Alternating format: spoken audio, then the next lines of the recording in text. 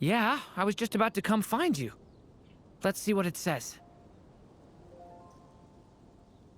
Now sprout to life the story's seeds, stirred by wind-born melodies. Then on that breeze the music leaves, fading into distant memories. Seek the place where wind and tale entwine, and once there, make 3 riddles into verse, and 3 melodies into song. For in poetry and song will this story start to blossom. Come on! Another riddle? All that talk about wind and melodies? What do you think the answer could be? Oh! Care to elaborate? Wind? Music? Poetry? Tone-deaf bards gotta know the answer. You mean Lord Barbados? Albedo introduced us when I first arrived in Mondstadt. I mean, someone like me was bound to catch his eye sooner or later. It's better that it's out in the open anyway. Now, how should we track him down?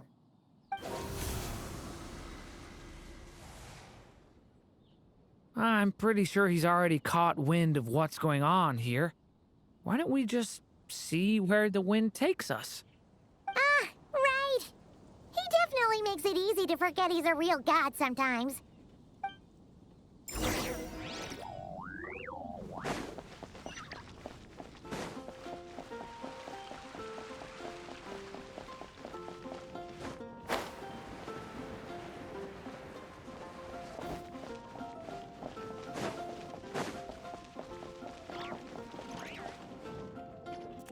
Traveler, Paimon! What a sight for sore eyes! And the little dragon from the fairy tale world. I heard your voices calling out to me on the wind. Something about needing help with a riddle?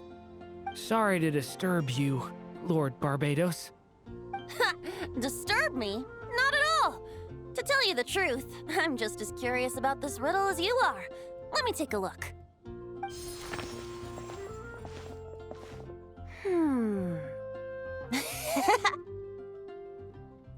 What is it? Did you figure out the answer? 3 riddles and 3 melodies. That sure takes me back. The answer you seek lies hidden in memory. Looks like running to Tone-Deaf Bard was the right call after all. Long ago, those mages came to Mondstadt, seeking to test their strength against mine. But I replied, let us make music, not war, and resolve our conflicts through song. So I strummed my lyre and sang them this verse.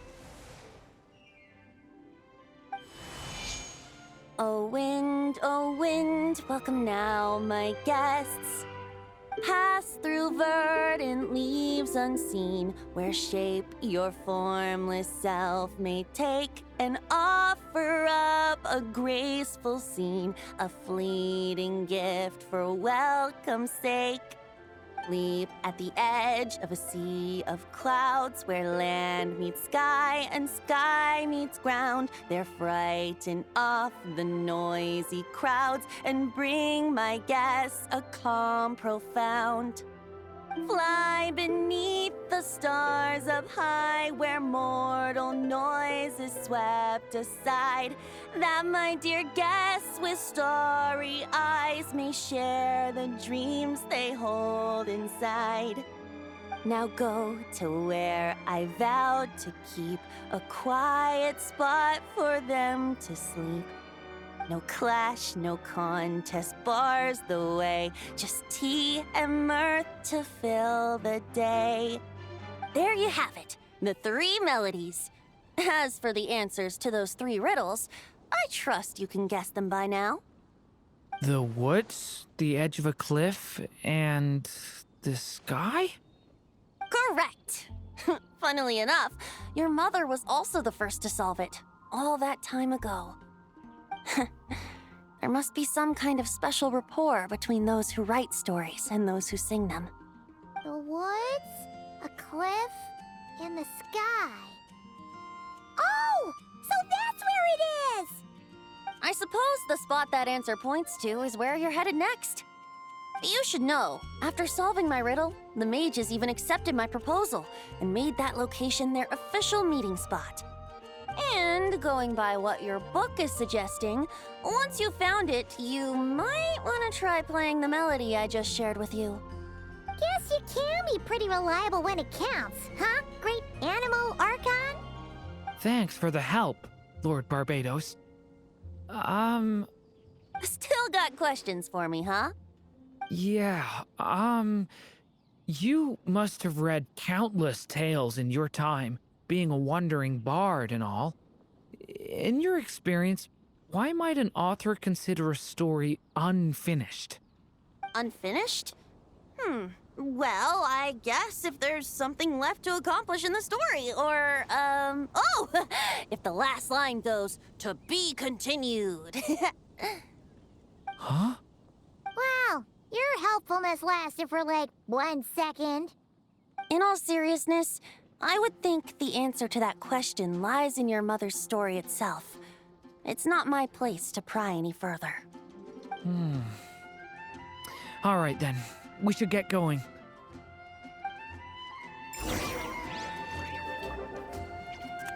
I wonder when their next meeting will be.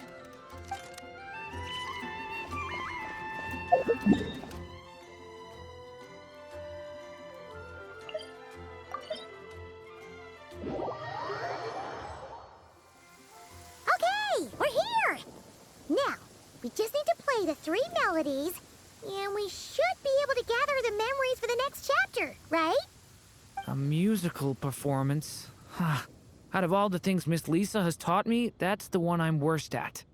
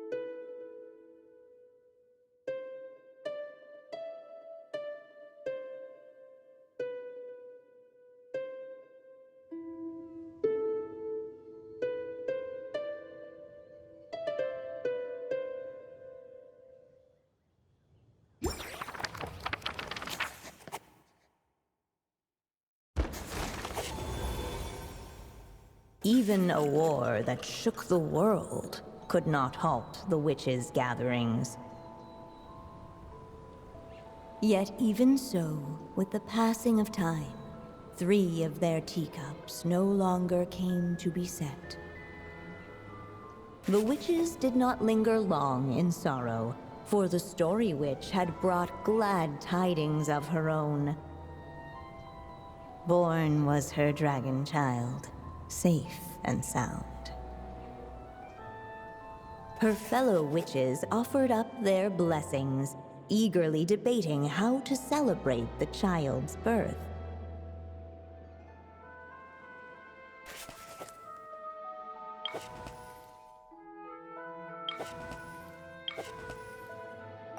In the end, they settled on the sweetest candy they could find. After all, what could be sweeter than the arrival of new life? And so, the witches' gathering turned into a birthday celebration.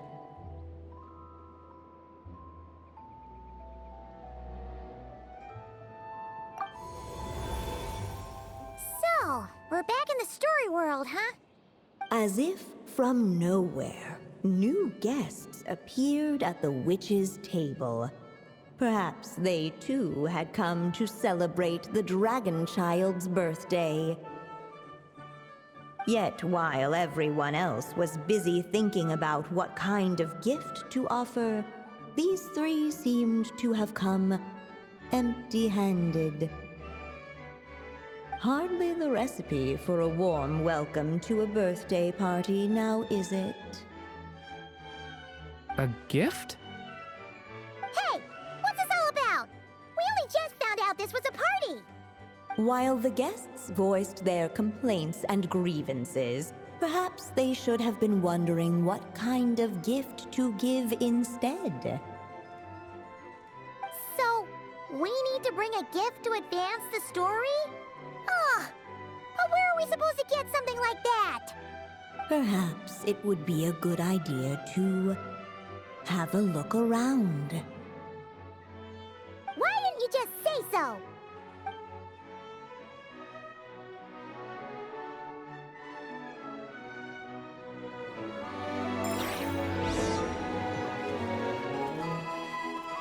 The witches went on chatting away, ignoring the empty-handed guests. Hey, is that the other Durin? Hey, Mini Durin! Nope, no reaction. Seriously, did he doze off at his own birthday party? Brought to life by the witch's magic ink, the dragon child played with animated glee each time the tip of her pen danced across the page. Yet she could not spend all her time writing. For the upcoming witches' gathering, she had no choice but to set down her pen. But before doing so, she wrote one last line. So did the child drift off into blissful slumber. Huh, that's a bit convenient. Strange. I don't remember ever being at any of the mages' gatherings. When exactly was this birthday party supposed to have happened? No wonder you don't remember. From the looks of it, you were probably fast asleep at the time.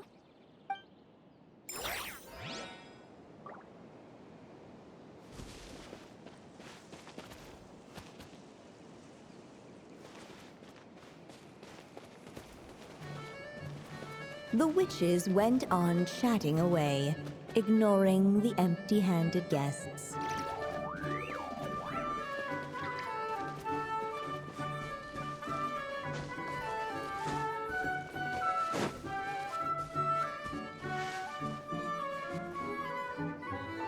Hey, could we use these as gifts, maybe? At last, the guests found something to give the dragon child. Guess that's a yes then. Which one should we go for? Still, the guests wondered what kind of gift might the little dragon really want. Should they put a warrior's sword in his hand and send him out on an unstoppable quest to save the world? Or perhaps a wandering hero's slingshot and the promise of a life of endless, uncharted adventure? Or maybe even a scholar's tome and the chance to take on all the world's unsolved mysteries. Okay. Wow. That's a lot of pressure all of a sudden. Oh yeah! Technically, we're actually picking a gift for you. So, which one would you prefer? You want me to choose? Wow, this feels kinda special. How come? For as long as I can remember, I've spent most of my time living in the stories my mother created. I always thought my mother had everything written out for me already, just like the toy figures in Constellation Metropole. What I wanted to do with my own future. Huh. That's something I've never really thought about. What did I want back then? Ah. This is the first time I've ever asked myself that question. Sounds like this is the perfect opportunity to answer it then.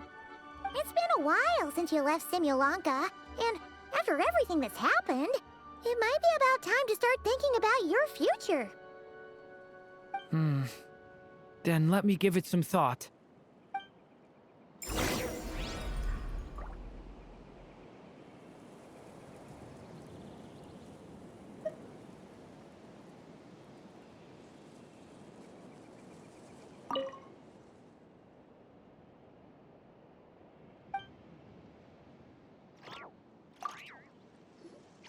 In the end, the guests settled on the Scholar's Tome. So you're the scholarly type, huh? I just feel like I should learn more about the way the world works. What makes you say that?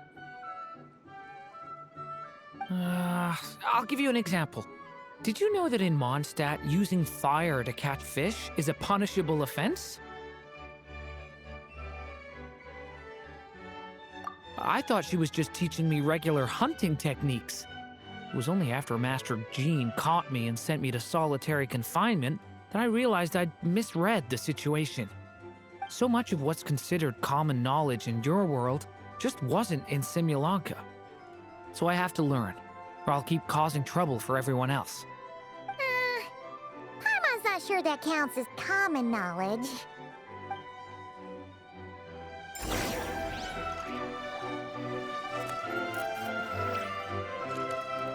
Alright, they should let us in now that we've got a gift, right? Hello there. Brought a gift this time? The newly arrived guest presented his gift, wishing the little dragon a future as a wise and accomplished scholar. Accepting the guest's blessing, the Story Witch invited him and his friends to take their place around the table.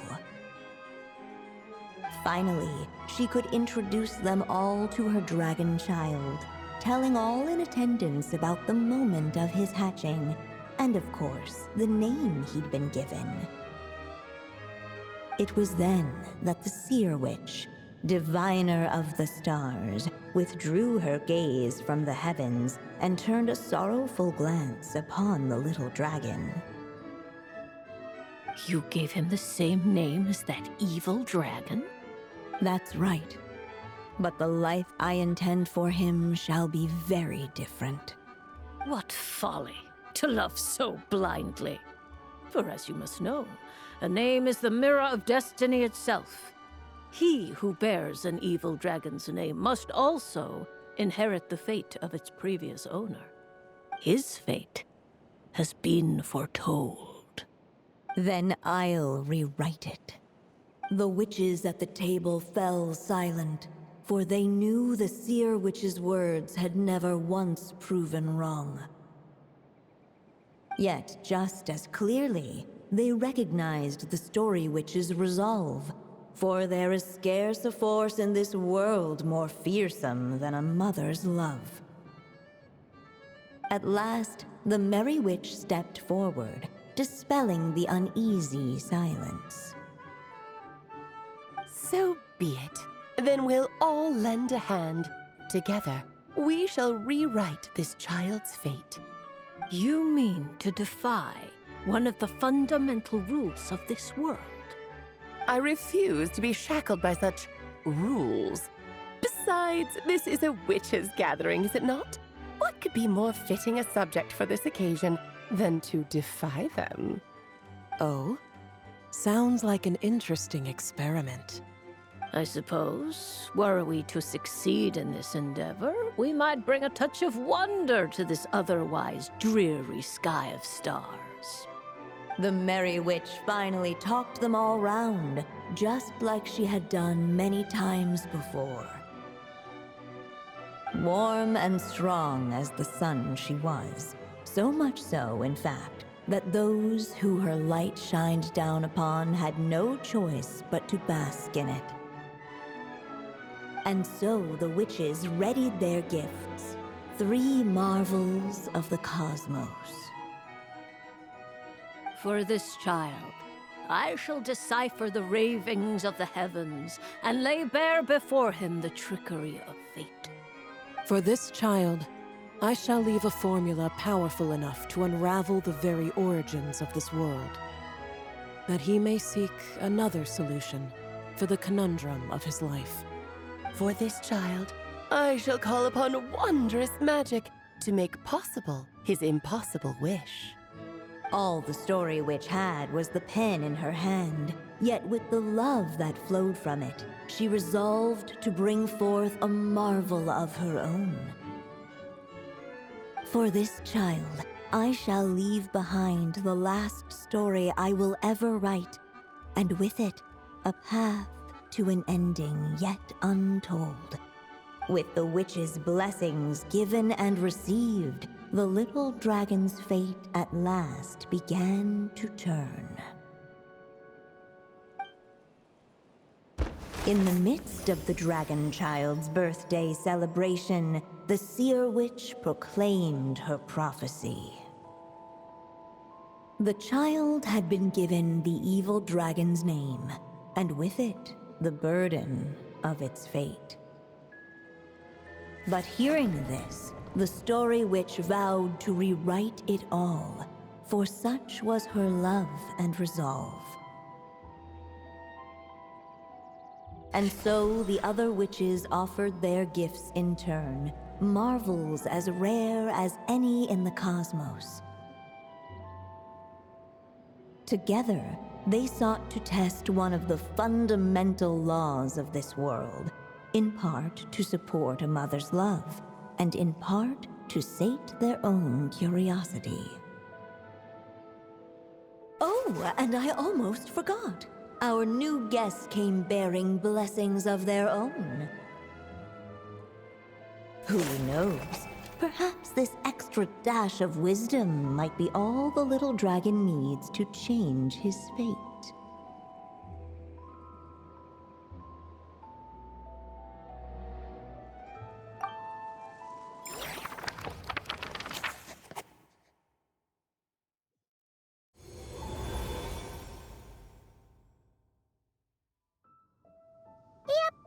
Looks like we've completed this chapter, too.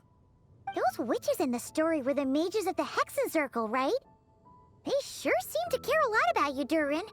But, Paimon kinda had trouble following their conversation. Just a bunch of mystery, as usual. The evil dragon's fate. Oh, is that what you're worried about? But didn't we already take care of that?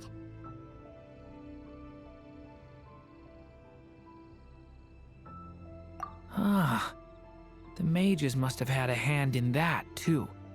Also, I was just thinking, which part of the story are we even meant to be completing? Oh, it feels less like we're filling in the gaps and more like we're adding something new altogether. But we use the ink, right? And the book hasn't given us any more clues, so that must mean our task is complete. At least for now. Yeah, I guess we're doing something right.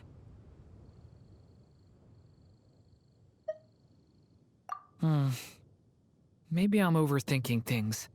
It's just, this is my mother's final wish, so I don't want to mess it up. Anyway, thanks for all your help. I'll let you know as soon as the book reveals a hint about the next chapter. Okay then. See you in the next chapter.